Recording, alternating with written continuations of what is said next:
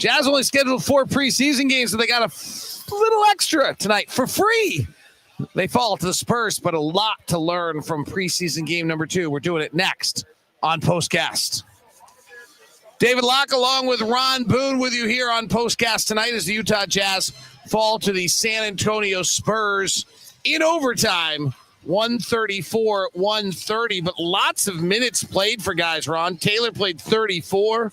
Ace Bailey played 39. Keyonte played 35. Cody Williams, 25 minutes. And Bryce Sensabaugh, 28. Walter Clayton played 33 minutes. So the youngsters got a lot of time, a lot of experience tonight. What were your takeaways? Well, my takeaway was they went into overtime. I mean, they didn't give up. They started to make some good plays. And we got a chance to see some young guys in pressure situations. Give them the ball, see what they can do, see how they execute. I mean, coaches will be looking at probably the last quarter and be looking at more execution, not so much of how they scored and all that kind of stuff, but he'll be looking more at the execution and how they were able to try to get it done. Just to put the game in a fair capsule of what actually took place, the Jazz 34-30 at the end of 1, then the Jazz, who are shorthanded without 3 7-footers, went to their kind of low second one. The same thing happened against Houston. They allowed 38 points in the second quarter. They were kind of blown out by that point, 72-55. Victor Wembanyama was dominant when he was on the floor. He does not play the second half, nor does Keldon Johnson, nor does Harrison Barnes. Devin Vassell doesn't play much. Sean Penny doesn't play much. And the Spurs now go to a group of guys that are both basically two-way contracts or guys trying to make the roster. And at that point, the Jazz worked their way back from being down as many as 17 at the half. They trail by 5 at the end of 3, and they work it all the way back to get it to overtime. And then they actually end up getting beat by former Salt Lake Stars player David Jones-Garcia, who in 17 minutes had 20 points to close it out. So it's a little bit of a mixed bag of analysis because the most recent stuff we're thinking about, Ron, that took place in the last 29 minutes this game happened predominantly against guys who are not NBA rotation players. In the first 20 minutes of the 24 minutes of this game, the Jazz did play the Spurs fairly regular. Dylan Harper played. Victor played, everybody but De'Aaron Fox, really. And they were okay. The Jazz weren't great. They got beat pretty handily. Victor was remarkable. Yeah, 30. They scored 30 points in that first quarter. Then gave up 34. I thought it was respectable. You're on the road for the most part, but I thought it was respectable, even though they were down 4. But as you mentioned, that fourth quarter with the young guys out there on the floor, they just faltered, I think. And then you have to give Garcia. He made some big plays, and that's what it takes to win basketball games. All right, we're on Ace Bailey watch all the time. We got to give the kid space. We got to let him be 19 years old. As someone pointed out to me, we've only known him for 2 months. We got to make sure he doesn't crack, right? Like, we can't put everything on him. Flashes are going to make us very excited. There was a play in the overtime in which they flashed him to the free throw line. He caught it, rose up quickly, got it off, and hit a 16-footer.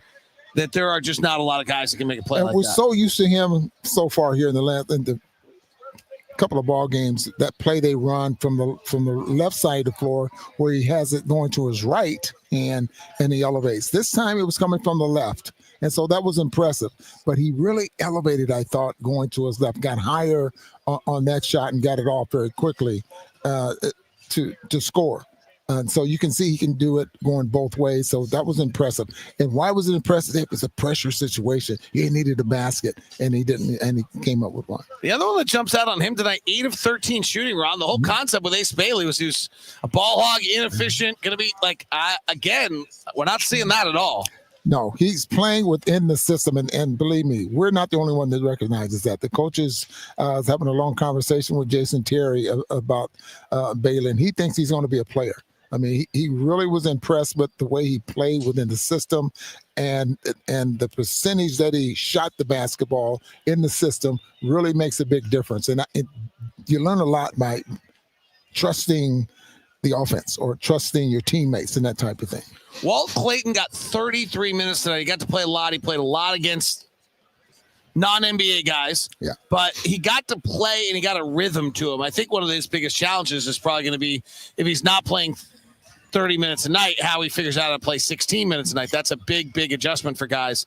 What did you see out of him today? Well, he played with some confidence there as well. Once he was able to spend time out there on the floor and get into a rhythm, as you just mentioned. Now, will he or can he become a player that can be effective in 15 minutes of play out there on the floor?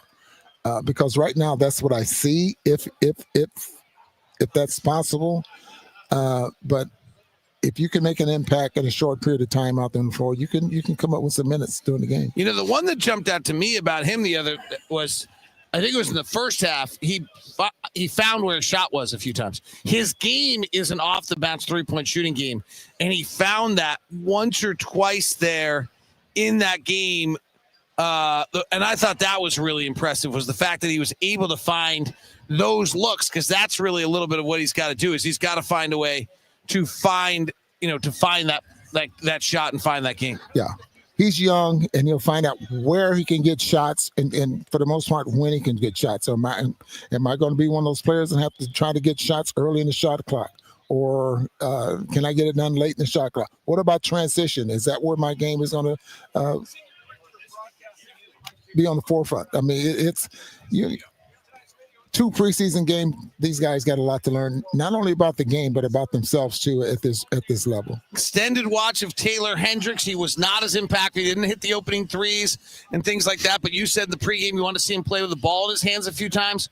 I thought we did see him play with the ball in his hands a few times. What do you think tonight? I was impressed, and I'm glad I got to see that as well. He also drove to the basket a couple of times. David took the hit, and then finished after the bump. And I think that's important. When you're driving to the basket. Why? Because possibly you get a 3-point play out of it. You know, you just, or I don't know. What's making it tough is that when Lowry comes back and Collier and those minutes are not going to be there for these guys. And so hopefully they're confident enough that the minutes will go down, but they can still play their game.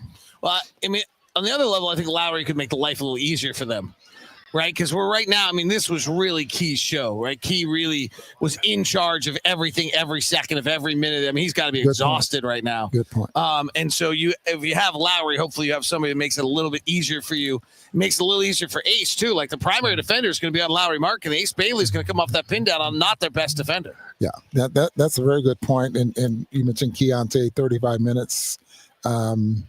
9 rebounds. How about that? 9 rebounds, 8 assists. Yeah, Keyonte was walking toward a triple. This was not a great shooting night by Keyonte. At the end of the night, he puts it together 4 of 11. But I thought he was in control again tonight. He had 3 turnovers. One of them was not his fault. One of them was a skip pass over the top. But I thought he showed the same kind of control and maturity tonight that we've seen out of him in the first preseason game. And I totally agree with that. Jazz fall 134-130. Let's take a minute about Victor Wembanyama. 22 points, 7 rebounds, 3 assists in 15 minutes. What'd you see? Don't put me in a box. That's all you need to know about this kid, because he can do everything. He can do everything. He dribbles the basketball well, and he passes the basketball well. 7'4". He's passing over the top of the defense a lot of times, and he has all the confidence in the world. And now that he has all the confidence in the world, he can just about do what he wants out there. He's taking 30-footers. I mean, he took 2 30-foot jump shots back to back, and I bet the coach didn't flinch one bit. That's not a good shot. No. It's pretty clear he's going to win a Defensive Player of the Year. Is he going to win an MVP? Will he win an MVP in his first 5 years of the league? I'd say yes. I'd say yes. I'm not so sure that he could win it without having this team having a very good winning record. Yeah, there's the part we didn't see tonight is De'Aaron Fox was not here, and it's a weird fit, actually. De'Aaron Fox is not an outside shooter. He plays really, really fast. It's a weird fit. It's going to be really interesting to see how Mitch Johnson puts this together, and then where Dylan Harper fits in, where Devin Vassell fits in.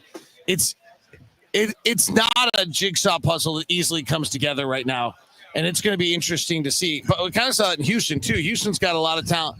Houston's just got this big gap because of Fred VanVleet, and then how they put it around Kevin Durant. This one's going to be a little interesting to see. And I think actually, interestingly enough, I would say, I think Mitch Johnson has one of the hardest jobs in the NBA this year. Now, this is my question to you. Is that a luxury or is it a problem? No, I think right now it's a problem. And it might Victor any minute with Victor Wembanyama is a luxury, and you'll figure it out. But they just signed De'Aaron Fox to a 4-year, $229 million contract. You have Stefan Castle, who can't really shoot. You've got Dylan Harper. Like, it's a weird fit. This is going to be a weird fit here in San Antonio. Castle shot 28% from 3. Fox shot 28% from 3. Dylan Harper probably needs to play. Devin Vassell, they just signed a 5-year, $140 million contract. He needs to play. They all kind of have to play. Like, I don't know that you can play Castle and Fox together. I don't know if you play Harper. I don't know. It's a weird fit. Too much talent. Well, too many guys play the same position. We're going to have the same problem at some point, I would think. They have Victor, so they have the fulcrum. But as they've been 6 years without the playoffs. They have a lot of draft picks and a lot of pieces that they put together over the last few years. And now it's not entirely clear where they all fit. All right. That wraps up POSTCAST. Thank you very much. No Jazz notes yet until the regular season. Reminder, Jazz Plus is available in Jazz Broadcast this year. Radio will be on Jazz Plus as well. Thank you. Have a great night and be safe.